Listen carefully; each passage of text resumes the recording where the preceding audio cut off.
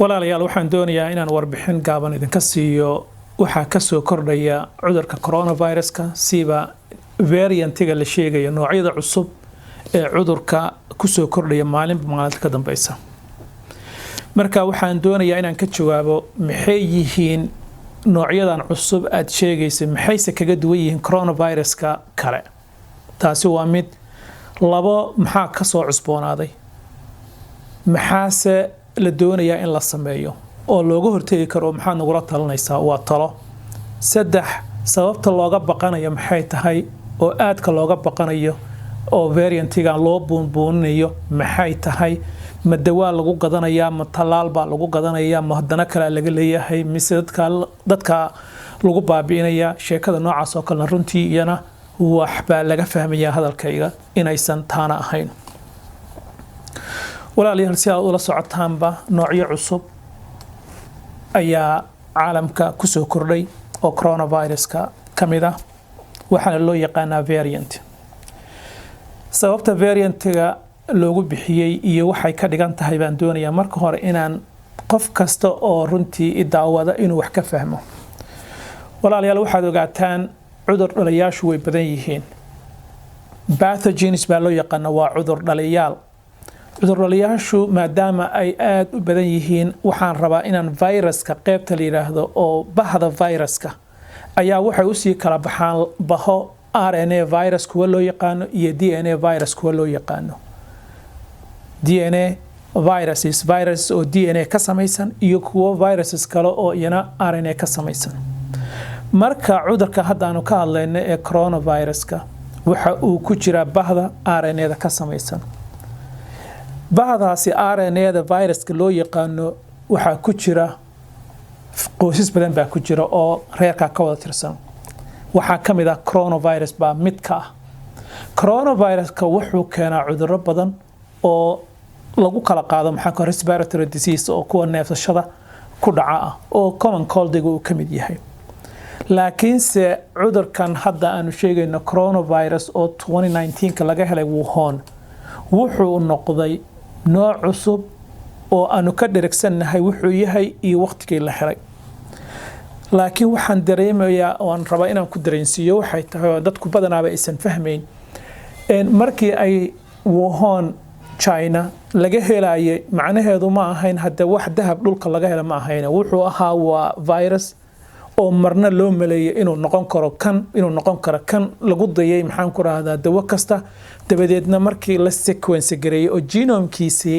la kala dhigdhigay oo la tafartiray ayuun baa la ogaaday taxanaha DNA-diisa waxaa laga ogaaday inuu waxyaabo badan kaga duwan yahay coronavirusyadii hore u jiray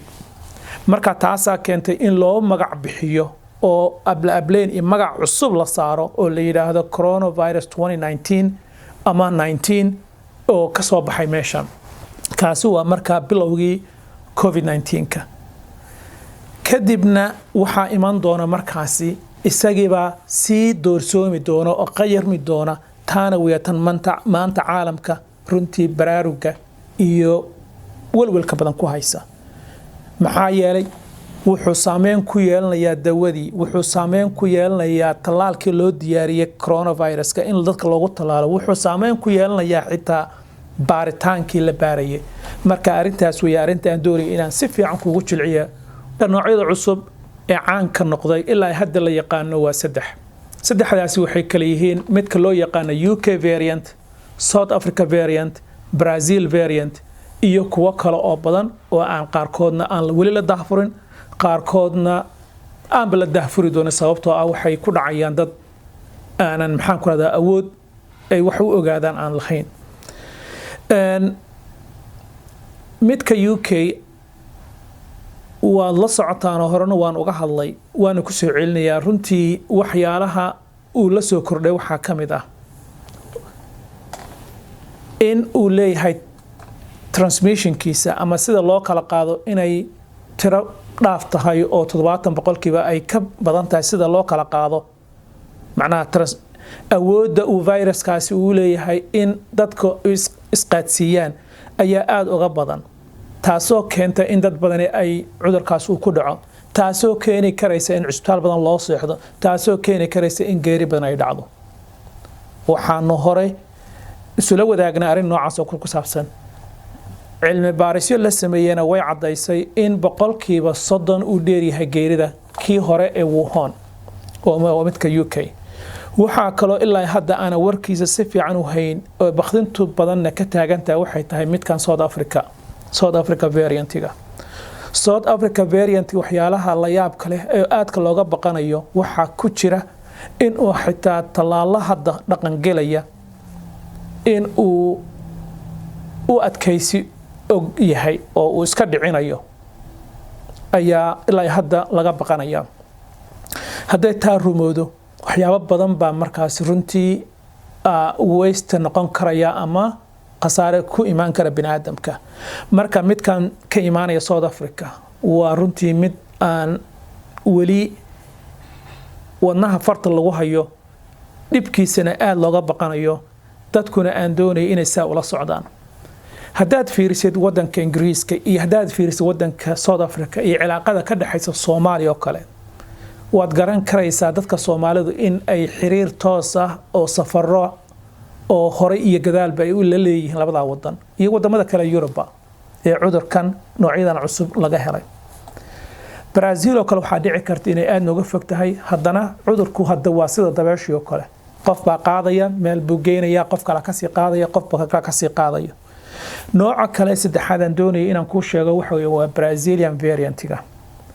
hadday macna ku sameynayso mid kastaaba wuxuu leeyahay number lagu yaqaan maxaan ku sheegay bahban ku sheegay coronavirus oo kamid ahaa bahdii coronaviruska waxaan kaaga sii sheegay in coronavirus oo 2019 ka bilowday ee keena cudurkan Covid-19 ka ayaan kaaga sii sheegay isagii ayaa waxa weeyaan taxanaanta DNA-diisu ay waxyaabo badan iska bedbedelayaan sida ay DNA-diisu u taxan tahay ayay maxaan ku raahdaa ku imaanaysaa waxyaalo badan oo isbedel ah isbedelku xitaa waa kala duwan yahay isbedelka mar hadduu saameyn ku leeyahay maxaan ku raahdaa spike proteinka wad aragteen viruska markuu sidaa yahay wuxuu leeyahay spike proteinkaas waxay u sahlaan in uu qofka jirkiisa markuu galo in cellska inta uu qabsado dabadeedna uu uga duso cellka uu saa uga galo spike proteinkiisa uu lahaa maxaan dhihi jiray Covid-19 ka aanu naqaanay ee Wuhan ka yimid ayaa jiinka marka uu taqyiir ku yimid waxa samaysmaya marka inuu saameyn ku yeesho proteinka dusha imaanaya ayuu isbedel ku keenaya hadduu proteinkaasi dusha imaanaya uu maxaan dhihi jiray isbedel ku keenana xeelado badan oo sida uu hoostiga ku geli lahaa cellskiisa unugyadiisa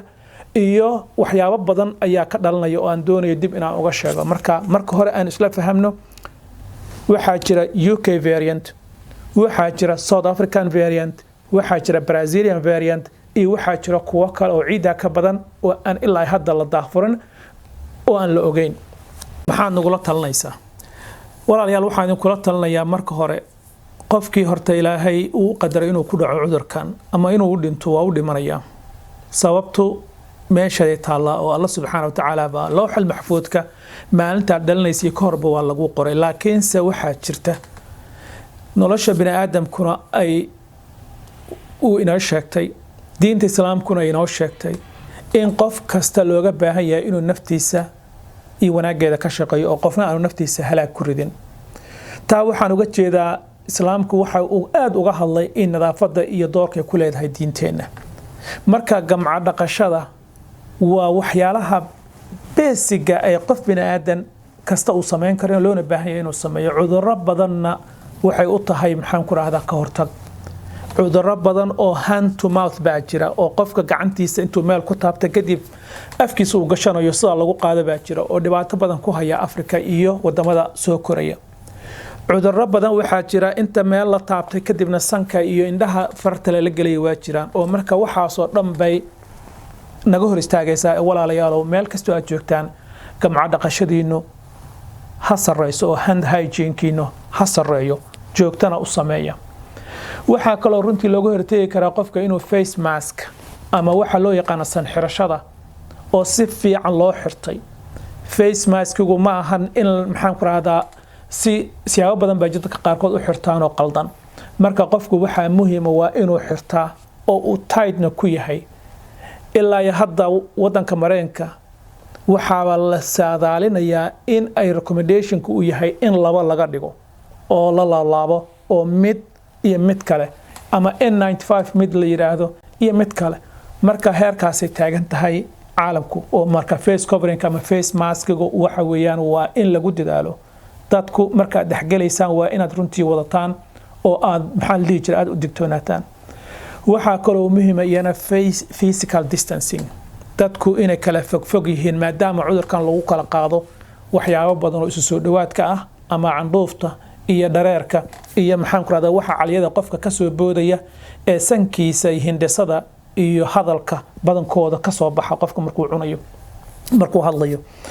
taasi waa runtii waa muhiim waxaan kaloo idin kula talinayaa cunno caafimaad healthy food inaad cuntaan eat healthy qof kastoo cunno nadiif ah cun si nafaqadiina ay u soo korodho oo aad noqotaan haddii cudur kan iyo mid kale idinkugu dhaco at least awood u leedihiin in aad iska caabin karaysaan haddii dhaqaalihiina iyo waxyaabo badan iska qaldan yihiinna waa inaad xoogga saartaan si dhaqaalaha kor loogu qaado noloshu ay isaga bedelaan oo dadka standard of living kooda uu saro ugu kaco runtii waa qasab waana tan aan doonaya dadku inay ogaadaan in degmada aad degan tahay dadku dhan aanu jirin qof gaajoonaya maxaa yeelay qof gaajoonaya dhibaataysan cudurka isaga ku keenaya haddii adigu xitaa aad leedahay inaad iska dhicisaa isaga u nugul deen kadibna xaafadii dhan buu qarxinaya oo gubaya waa cudur buu ku gubaya ta kale waxay tahay dad yahow meel qorax baad joogtaan Soomaaliya dadka jooga iyo Afrika qoraxda isu dhigo oo markaa get plenty of vitamin D-ga oo markaa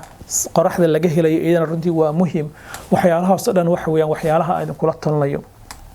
Soomaaliya waxaan idin kula talinayaa walaalayaal waxaad ogaataan waxa kan waa wax serious ah cudur jira oo faafaya oo caalamka dhan saameynaya